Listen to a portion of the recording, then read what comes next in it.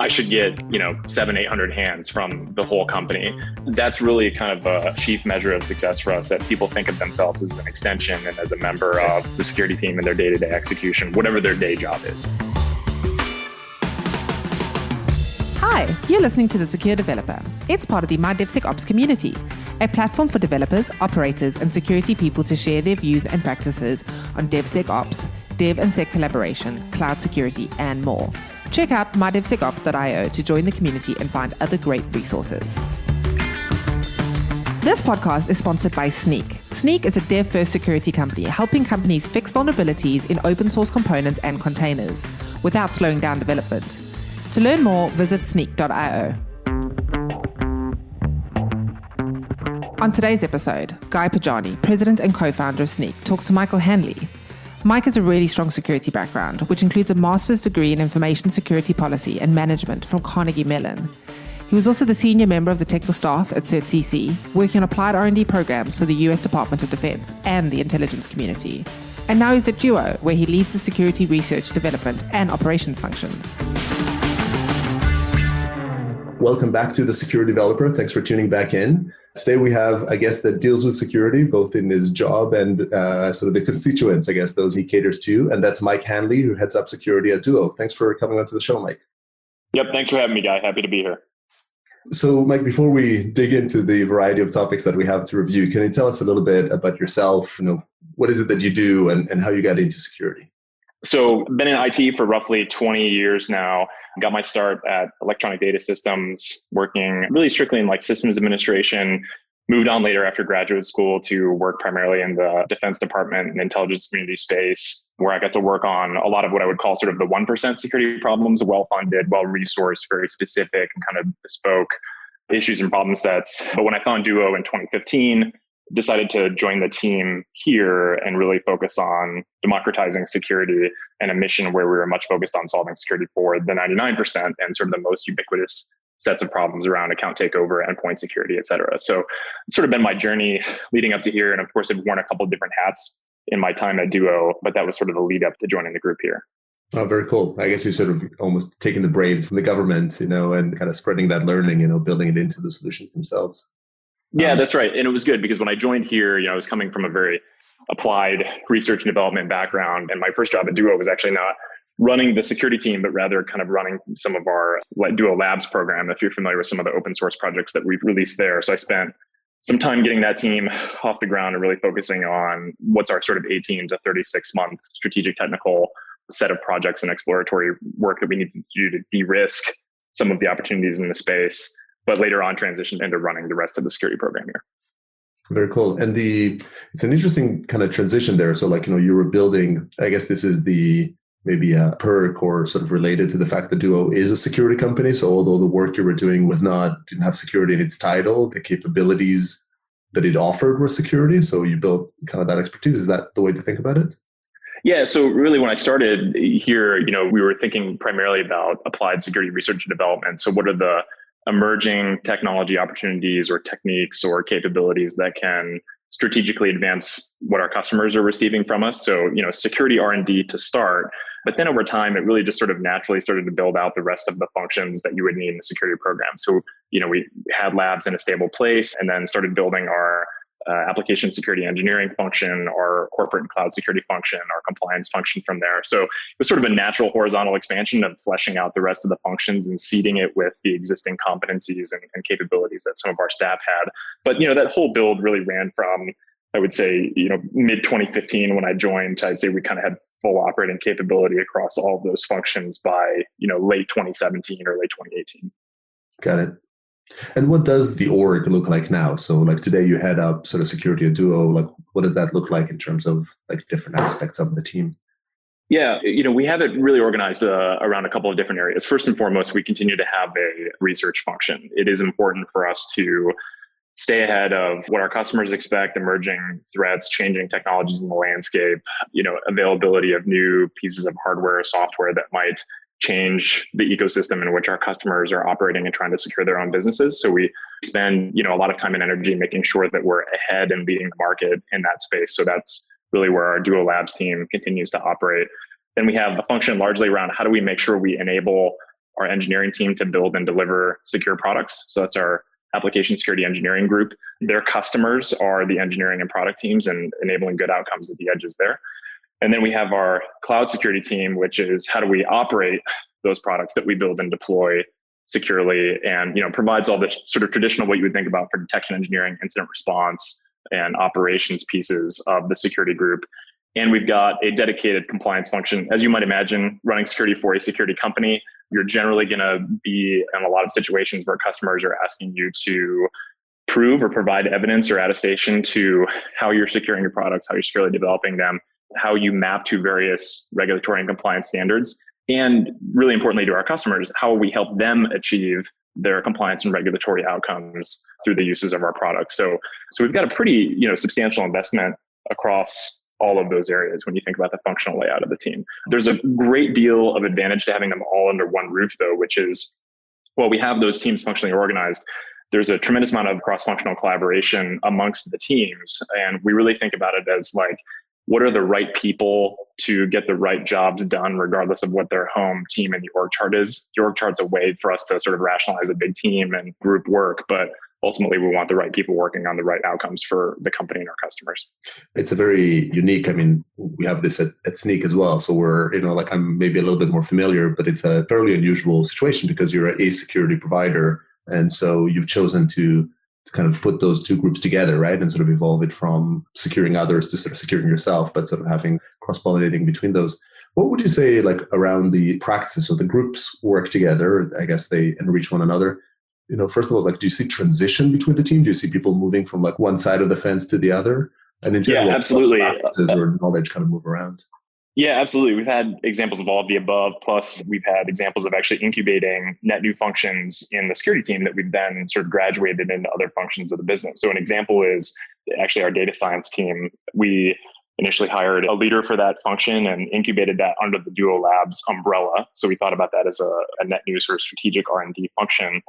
And over time, what we discovered is as we grew that team up, that there were some natural efficiencies that could be gained by grouping data engineering, which is sort of thinking about pipeline, the systems bus between a lot of the different our storage systems and alerting systems, putting those groups together so they're working collectively on our product objectives in one group. So we actually spun data science out and into engineering, where it now is sort of the whole data science and engineering group in that team. So we've had transitions of people, transitions of teams, and ultimately we're always very open to sort of what's the right thing to find the intersection of what are people interested in, what do they want to get better at, and what are the jobs to get done for the business. So we really try to optimize at the intersection of those things to make sure people have fulfilling, challenging, and clear growth paths ahead of them. That sounds like a kind of a thriving surrounding to be in.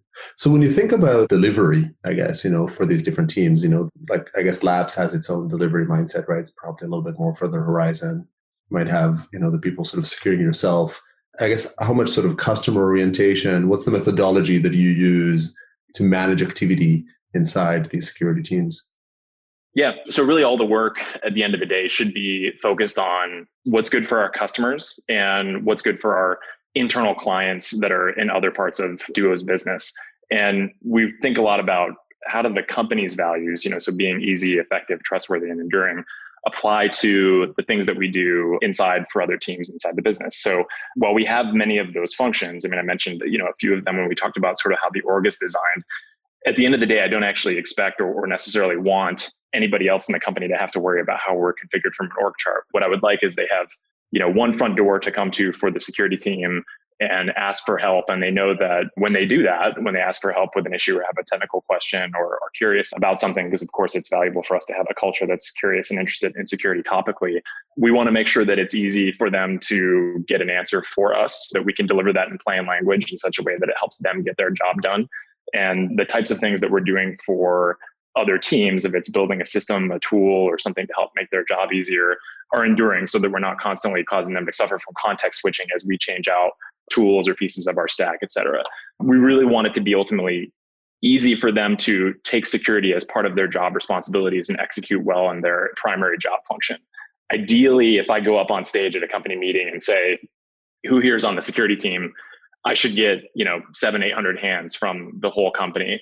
That's really kind of a chief measure of success for us, that people think of themselves as an extension and as a member of the security team in their day-to-day execution, whatever their day job is. So Mike, when you work with these development teams, right, or you work with other people in the organization, and how do you keep incentivizing them, right? Or how do you keep them engaged in this desire to be a part of your security team, and feel good about it? The best way to do this and the cheapest way to do it is really to focus on reliably identifying, surfacing, and celebrating good security behaviors and good security hygiene.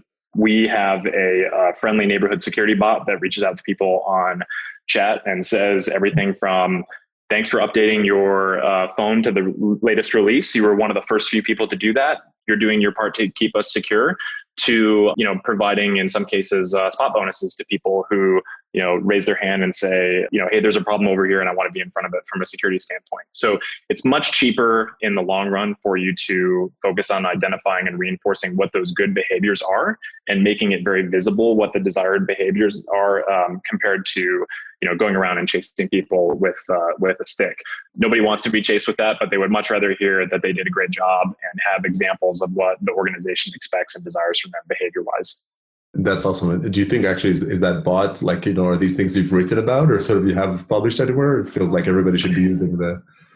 Yeah. In fact, I should probably write a blog post on this, but I'd say if you ever see a Duo employee's laptop in an airport or at a conference, one thing you'll note on there is, people love stickers. Yes. So even little things like the first folks to report a phishing email that come into the security team, we'll sometimes give them, a special kind of edition sticker that says they were the first to report a phishing or attack campaign on the organization. Again, just to recognize the importance of them executing on their day-to-day security responsibilities and helping them realize that those things are not trivial. And in fact, we love hearing from people when they have questions and comments. It shows that the extended sensor system is working well, and people feel empowered to execute on their security responsibilities and that their contribution there matters. That's awesome. That's well, I think any good rewarding system should definitely involve stickers. So I think this is great.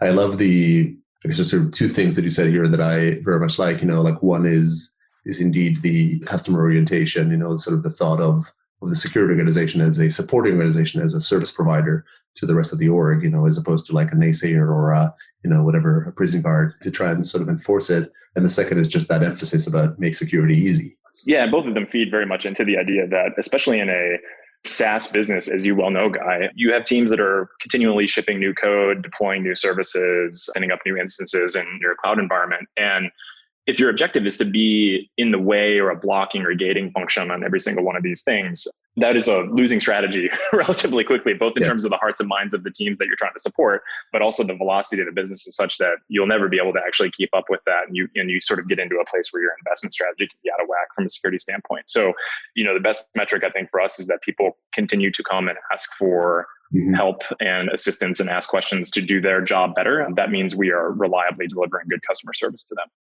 That's awesome. So let's dig into that a bit. So we'll talk a little bit about maybe the work with the development team. So what does it look like? How does your teams engage with the development team as capabilities are built and assessed? How do you split responsibilities and engagement?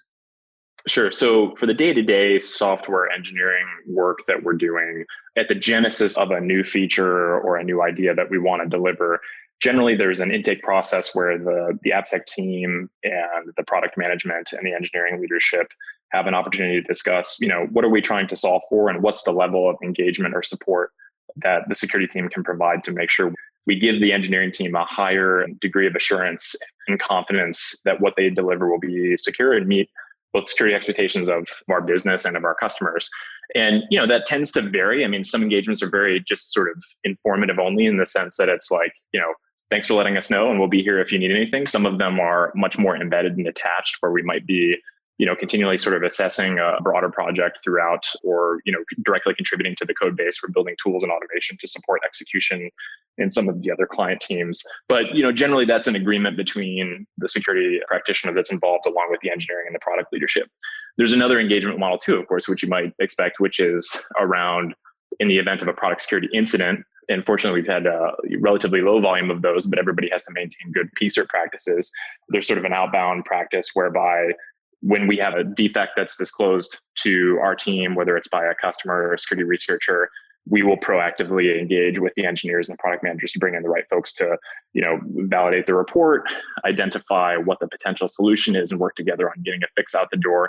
So there's really sort of, a couple different engagement models to get into that. But I'd say at the end of the day, what makes all of that work is everybody has a good shared understanding that the security of our customers depends on us delivering secure and high quality software. And I think nobody views security as the security team's problem. They view us as helping make it easy for the engineers to deliver quality and secure software. So we really focus our energy on making sure everybody has that, and that sort of greases the skids for all the rest of the engagements. So it sounds like, I sort of understand the flow, I think. And I'd say in a lot of the cases, the initiative comes from the development team. They build something, they want to they reach out to you, you help them out, or you sort of at least give them a sense of how involved you, the security team, should be as part of the development or changes to this capability. On the other side, you've got kind of the response side. You get a vulnerability report or something like that. It sounds like you take the lead over there and you engage the dev teams instead of on the other side. Yeah, that's correct. Yep. So in the middle, there's security automation. If you think about, like a secure pipeline and things like that, is that something your team builds? Is that something, the dev team builds to support? How does that work? Yep. So a substantial amount of the tooling that runs in that middle space that you described is built primarily by my team. We've actually open sourced a good chunk of our security alerting stack on our GitHub page, but you may have seen tools like Cloud Mapper, for example, that we've released, which solve problems that help our engineers, but also other parts of our organization reason about how does our software look in a deployed context? How do we make it easier to think about, organizing our production services, or where do we find that we've got other challenges, like, for example, an architectural scaling weakness? We build a lot of tools to help figure out some of those problems for the teams as well. And this is, by the way, on github.com/duo security, right? I believe it's the /duo-lab site. I can put it in the chat here. Cool. Yeah, we'll post that link to the show notes. Yep. And so cool. So you build those notes, you open source them even better. You build these tools and share them around. And the theme that you'll notice when you look at those tools is, like, if you just pull up the GitHub page and you just look at sort of the top view, Cloud Mapper is helping people sort of reason about the total composition of their environment.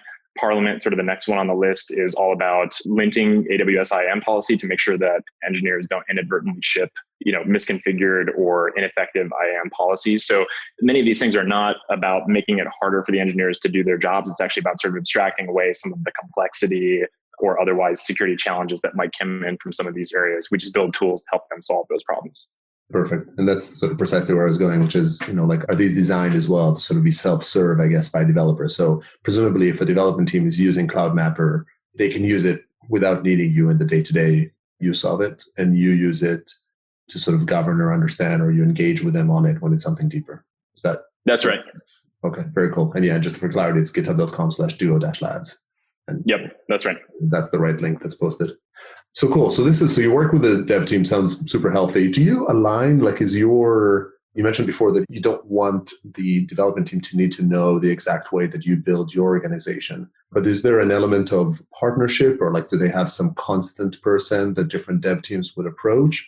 Is it a ticketing system? What's the actual kind of a approach, when they want to engage, what do they do? Yeah, good question. So, we go to where it's easiest for our engineers to work in terms of how we engage with them. So, for example, using the same ticketing systems that we use for source control and the rest of our engineering task tracking, we tend to do a great deal of work with our engineering teams in those same forums to make it easier for them.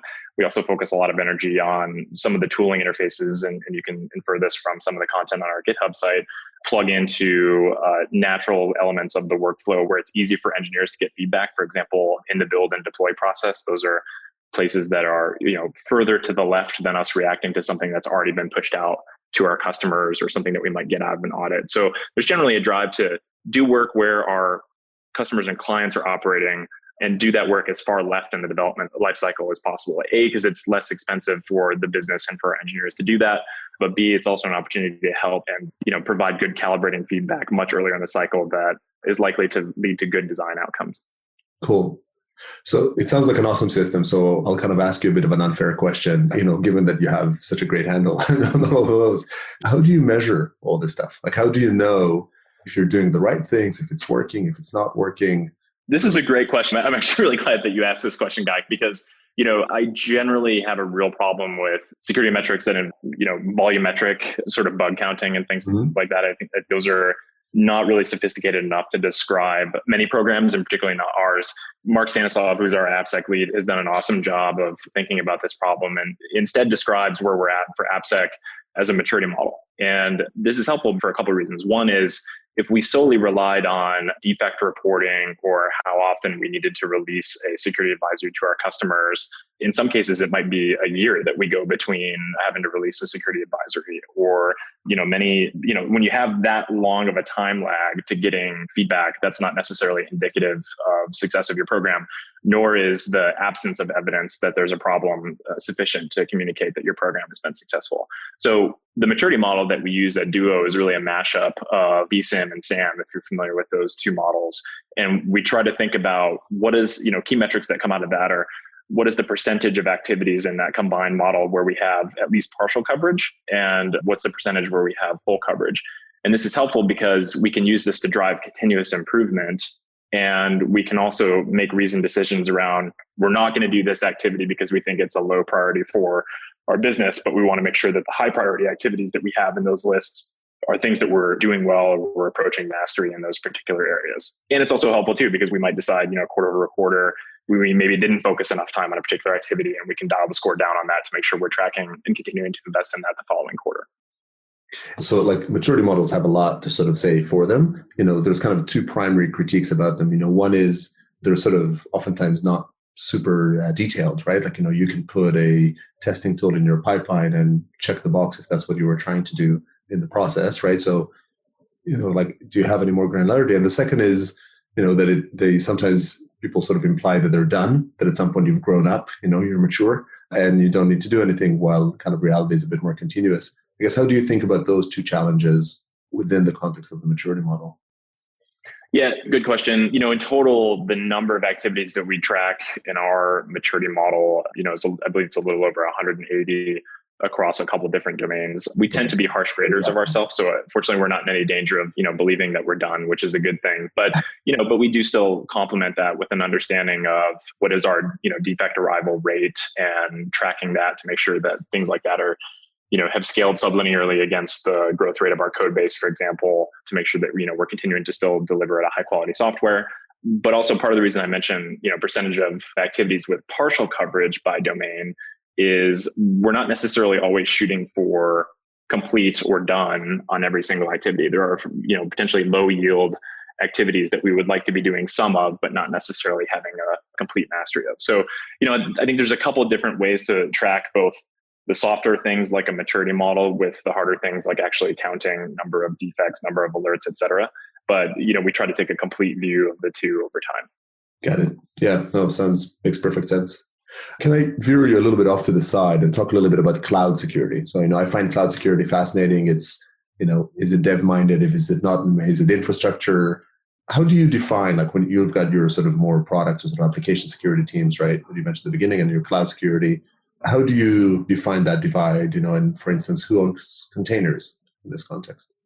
Yeah, I would look at it, if I were to map it against the software development lifecycle that we have at Duo, I would say sort of to the far left time horizon, we've got where the labs team is engaging. And part of that is strategically identify new technology opportunities, but also it's to define early, what good security design parameters would look like for some of those things. So in many cases, like for example, I'll touch on things like passwordless authentication. I'm sure you've heard of a emerging standard called WebAuthn. This is something that we work on, not just to make sure that we're ready to actually implement and deploy it when the time comes for our customers, but also to make sure that we really understand all the security properties of that and how to make sure we implement them with a high degree of assurance when we choose to productize things like that. So part of that investment starts really all the way in the applied research phase. The AppSec team is really focused on, as we are doing the work between product requirements and functional requirements to something landing in master where the build is green. That's sort of the set of activities that occur there. And then cloud security and cloud security architecture is really sort of what is the deployed context of that software and the infrastructure upon which it's riding, and how do we actually secure those elements of it. So there are some sort of natural kind of passings of the baton, if you will, between those phases. I would say that's something that we spend actually quite a bit of time tweaking, because as you might imagine, you do, especially in the second of those two transitions between AppSec and CloudSec, there's not really a fine, clear handoff in all of those cases. And in many cases, it's a fade in, fade out between the two as we get into that phase of things. So that's generally how we kind of think about mapping those across kind of the development timeline. Got it. Right. That's actually like one of the crispest definition of that division that I've heard. And I guess it does imply or require that those three teams collaborate between themselves very well, right? Yeah, extensively. And the cloud security team too, I would say, I shouldn't cut them short because they do quite a bit of work further left in the SDL as well, because they are responsible in many cases for the security of the other environments in which we develop. So AppSec, for example, is not responsible for the security of developer workstations and some of the security tooling that allows them to confidently commit software, for example, to our code repo. A lot of the other supporting sort of guardrails that go around that come from the cloud security team to provide, the necessary supporting infrastructure to make sure that we've got a, relatively high assurance software security supply chain leading up to being ready to actually deploy that. Got it. It really is awesome. Like I love the sort of the structuring and kind of the interaction between the different entities. Maybe, use the opportunity a little bit to talk about, the broader Cisco world, you built a lot of this stuff probably in Duo, sort of pre-acquisition, maybe evolved it past. How does it work kind of across Duo? How is your security approach, different maybe to other teams? How do you collaborate? Yeah. So as you mentioned, so we were acquired by Cisco. The deal closed in the fall of 2018. So we're coming up on a year and a half now. One of the things that's interesting, if you've gone through a very large acquisition, is if you strictly think about the acquisition as acceleration of revenue growth, that is probably a short-sighted view of the opportunity that you have coming into a really large enterprise as an interesting net new business. Really how we've tried to think about it is Cisco, having done well over 200 acquisitions, can do that for you, that being accelerated revenue growth. But they also are very good about learning from acquisitions. And they generally sort of have this approach to when they buy a company, in addition to accelerating their revenue growth through a very large sales force and really the best kind of partner sales organization in the world, they can also help learn what are the things that the acquired business does extremely well and then help scale them up and out to the other business units in the company. So when you look across Cisco, there are many, many, many cloud offers. Not all of them are necessarily growing up with the type of security background that we have. And what I've been really thrilled with is, I think there's been a great effort to make sure that other parts of the company understand what we do well. And we've been able to collaboratively sort of export some of our way of thinking, some of the tooling and technologies that we've had. We exchange people and ideas with other businesses, but also with the major corporate functions in the company.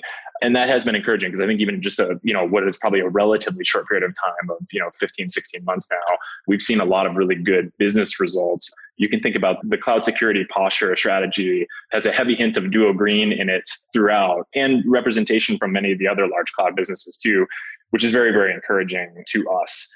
I would also say it's good for Cisco's customers because, in a very large enterprise context like this, when I have peers like Meraki and AppDynamics, which are, also very large cloud businesses, or OpenDNS, which now goes by the name Umbrella, that is a huge advantage for us to be able to openly share sort of under the tent of Cisco information about what our challenges are, the things that we do well, the things that we need help with. And you build up this sort of interesting immunity that comes from having that free flow of information across a very diverse set of cloud businesses, but all sort of working with the same company on the front of your badge. So I spend actually a great deal of time every week with my peers who run security for those other business units within Cisco. And that's been very, very fruitful for us as well from a defensive standpoint.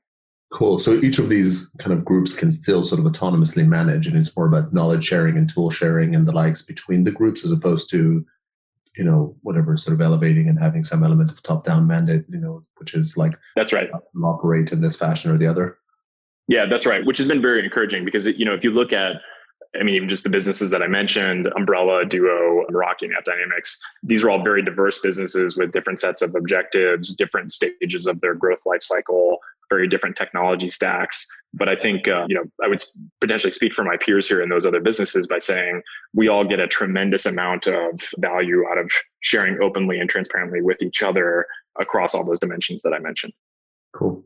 You deal a lot with this sort of cloud AppSec, like cloud security or secure your applications when they are cloud operated and hosted. And, a good portion of Cisco isn't, or maybe is moving into it. What would you say, like in these learnings, what are some of the highlights of the differences in how you should operate your kind of AppSec or your security practice if you were to say move to the cloud, right? If you were to open up a new managed service in an environment where you kind of have a handle on the non-cloud surroundings? Yeah, good question. I think for businesses or products that are making a transition from on-premise to the cloud, or on-premise but with cloud management, there's probably a natural tendency to maybe just like pick things up and put them in the cloud and then figure the rest out later. But as I think, as I'm sure you would agree, the cloud security space has evolved very rapidly, especially in the last, even the last 2 years. I feel like there's been tremendous changes. And complexity is the enemy of success in a lot of these cases. And unfortunately, a lot of the infrastructure and platform options that are out there can be very difficult to approach if you don't have prior experience, building and operating on them. So searching for ways to provide, operational safety and, easy security properties for your developers to get as you undertake a transition like that ends up being a really important strategic goal that is important from the onset because, look no further than some of the top cloud breaches that we've seen in the last several years, misconfigured S3 buckets, open IAM permissions, you name it. Many of these just simply come from the fact that these are complex and difficult to configure properly services. So to the extent that you can kind of place the right guardrails in place to assure success for your engineers who are going through that difficult transition, this ends up being just a really critical primitive that I think has to be motivating your security team throughout that process. Yeah, definitely. It's no shift and lift. There's no, it's not that simple. You have to kind of work to maintain the simplicity. A lot of it is about that security hygiene at scale, right? Just being able to rein in the beast, otherwise it would kind of get away from you. So I don't know, I have a pile more questions. Yeah, I can keep going. I'm doing good on time if you want to keep going. I'll do one more and then I'll kind of ask you about that sort of pet peeve. So you've got a really interesting perspective here, Mike, between, on one hand, you've got your sort of forward thinking approach of security inside Duo, then you've got the collaboration with the other groups within Cisco, but then you also have the approach with the customers. How much do you and your team engage sort of Duo, the security product, when you're trying to make a sale, beyond just talking about why Duo itself is secure, but rather around the substance of what Duo offers? And does that change anything to who you hire or how you work? Is it good, bad?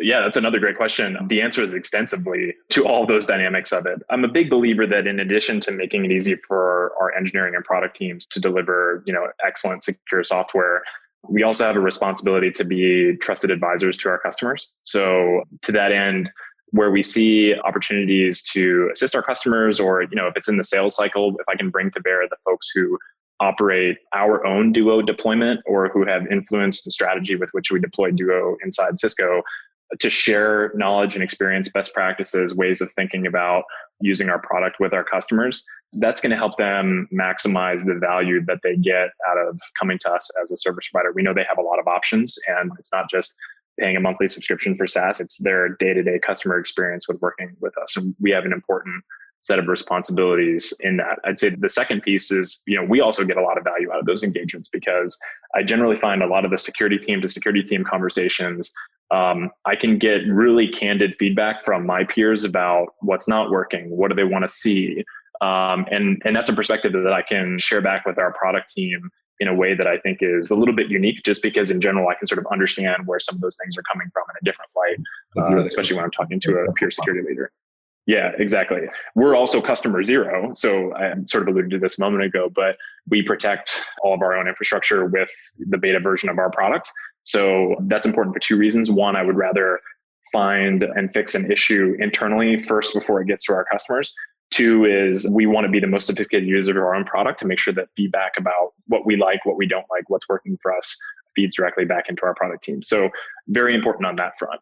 The second piece is, many of the folks on our team also came from organizations that are customers of Duo. So we've had a lot of folks who have led security at various customer organizations who have come in to work with us. And each one of them brings with them really important customer empathy and customer expectations and customer experience that shapes our larger security strategy and, helps us think about how to best engage with our own constituents.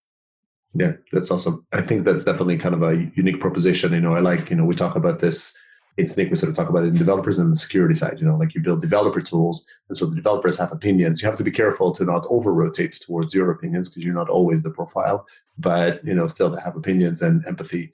the security people have, some sort of empathy. I guess you want to maximize the value you get out of those. Yeah, exactly. And a good way to think about this in terms of just like abstracting it to, more generally accessible concept is I don't necessarily expect the security team to all act as product managers, nor would I expect our engineers to all become security engineers. But what I do want them to understand is, some of the primitives of good product management. Like, what are the things that will make it easier for our clients, engineering in this case, easier to get their job done? And how do we prioritize and actually deliver solutions that are easy for them to use? So many of the same kind of primitives that you'd see in delivering a product, if it's a requirements documentation or user stories, functional requirements document, agile sprints to actually go build and deliver this stuff. We run our security team very much in the same way any other engineering team would run, because that's the model on which we want to deliver to our customers. No, that's awesome. So I think there was like a ton of great insights. Thanks a lot for sharing all of that. And before I kind of let you get back to sort of running that security empire, can I ask you, I like to ask every guest, if you have one kind of piece of advice, right, or one, bit of emphasis for some security practice you want to give a team looking to level up their security, what would that be? The most important piece of advice I would give is seek diversity of experiences, diversity of thought, diversity of opinion on security, because the reality is our space, as we sort of touched on a few times during this conversation, is moving so quickly at any given time that it's really, really dangerous for your security team to get trapped in what's always worked or what worked last time. And you have to constantly be challenging yourself, I think, when you're hiring, in terms of looking for people who will bring new contribution and ways of thinking to your team. If you just hire for fit, you're going to miss those opportunities. What you want to look for is actually contribution to your way of thinking. So really, I would challenge teams to not just go look for, what worked in their last gig or, what worked on their last hire, and really think deeply about what's going to help them get to the best possible business outcome. And on that second point, really focusing on business outcomes, because security teams are, at the end of the day, trying to help increase the level of assurance and confidence and de-risk the business's delivery to customers and internal clients. And if you lose sight of that, if you don't understand what the business is trying to accomplish, again, that's a case where your credibility as a team can go downhill very, very quickly, and it's very hard to recover from that. Yeah, well, awesome pieces of advice. So if people want to join your team, I assume you're hiring, where should they go search? Yep, we're hiring plenty of roles open across Duo, and we continue to grow inside Cisco. You can go to duo.com/jobs if you're interested in looking at some of those open positions. Perfect. Well, Mike, this has been a pleasure having you on board. Thanks for joining us. Thanks, Guy. It's been a pleasure to be here. Appreciate it. And thanks, everybody, for tuning in. And I hope you join us for the next one. Thanks for listening to The Secure Developer. That's all we have time for today. For additional episodes and full transcriptions, visit mydevsecops.io. If you'd like to be a guest on the show or get involved in the community, you can also find us on Twitter at @mydevsecops. Don't forget to leave us a review on iTunes if you enjoyed today's episode. Bye for now.